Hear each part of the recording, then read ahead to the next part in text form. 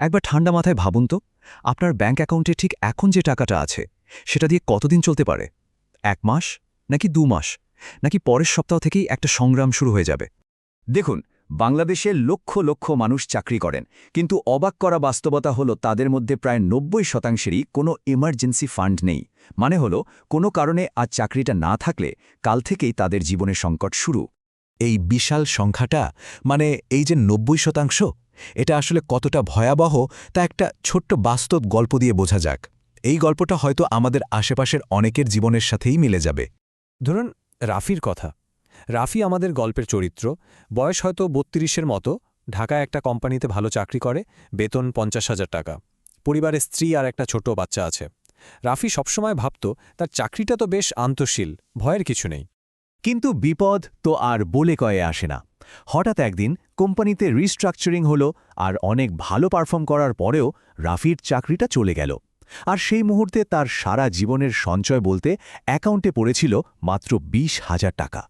চাকরির এই আকস্মিক ধাক্কাটা রাফির পুরো জীবনটাকেই যেন এলোমেলো করে দিল। বাধ্য হয়ে তাকে বাবার কাছ থেকে ধার নিতে হয়েছে, স্ত্রীর জমানো গয়না বিক্রি করতে হয়েছে, এমনকি একটা পর্যায়ে বাচ্চা স্কুলের বেতনটাও সময় মতো দিতে পারেনি। এখন প্রশ্নটা হলো, এই কঠিন পরিস্থিতিটা কি এড়ানো যেত? উত্তর হলো হ্যাঁ, অবশ্যই যেত, যদি তার একটা ইমার্জেন্সি ফান্ড থাকত। তাহলে এই ইমার্জেন্সি ফান্ড জিনিসটা আসলে কি, যা রাফির মতো একটা পরিস্থিতি থেকে আমাদের সবাইকে বাঁচাতে পারে? চলুন বিষয়টা একটু গভীরে গিয়ে দেখি। খুব সহজ করে বললে, ইমার্জেন্সি ফান্ড হলো আপনার আর্থিক সুরক্ষার প্রথম এবং সবচেয়ে শক্ত দেয়াল। এটা এমন একটা ফান্ড যা আপনি শুধু তখনই ব্যবহার করবেন যখন জীবনে সত্যিকারের কোনো বিপদ আসবে। এটা আপনার অর্থনৈতিক লাইফ জ্যাকেট। কিন্তু সত্যিকারের বিপদ বলতে ঠিক কী বোঝায়? দেখুন, হঠাৎ চাকরি চলে যাওয়া, নিজের বা পরিবারের কারোর বড় কোনো অসুখ কিংবা কোনো দুর্ঘটনা, এগুলো হলো ইমার্জেন্সি।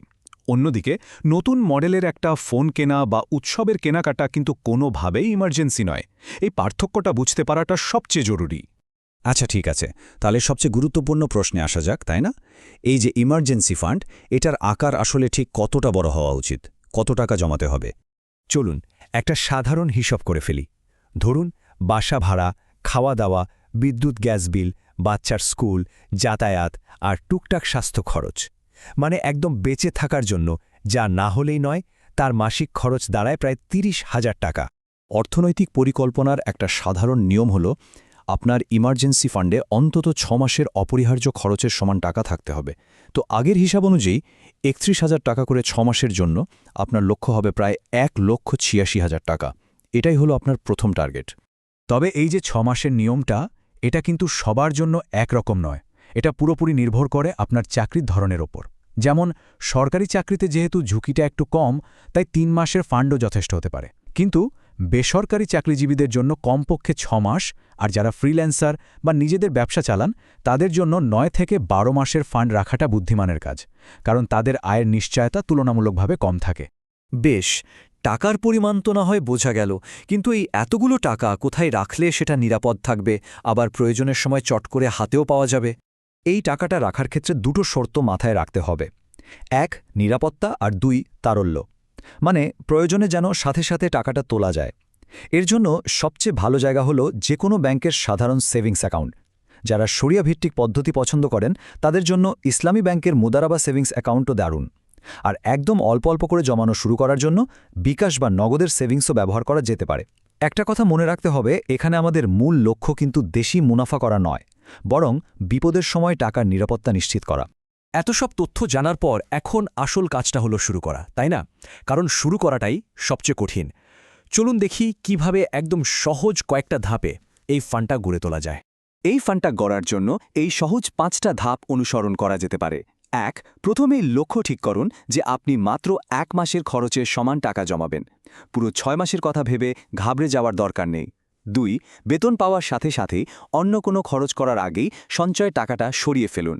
3, এই টাকাটা রাখার জন্য সম্পূর্ণ আলাদা একটা অ্যাকাউন্ট খুলুন, যেটা আপনি সহজে ধরবেন না।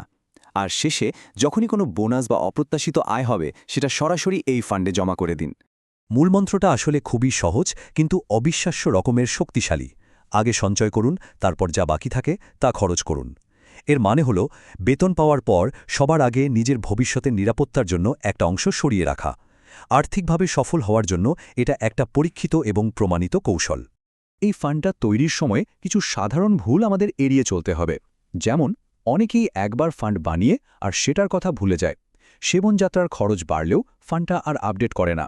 আবার কেউ কেউ এই জমানো টাকা শেয়ার বাজারের মতো ঝুঁকিপূর্ণ জায়গায় বিনিয়োগ করে ফেলে। আর সবচেয়ে বড় ভুল হল ছোটখাটো অজরুরি প্রয়োজনে এই ফান্ড থেকে টাকা ভেঙে ফেলা। এটা কিন্তু খুব ক্ষতিকর একটা অভ্যাস। সুতরাং সবচেয়ে জরুরি বিষয়টা হলো আর্থিক পরিকল্পনার সঠিক ক্রমটা বোঝা।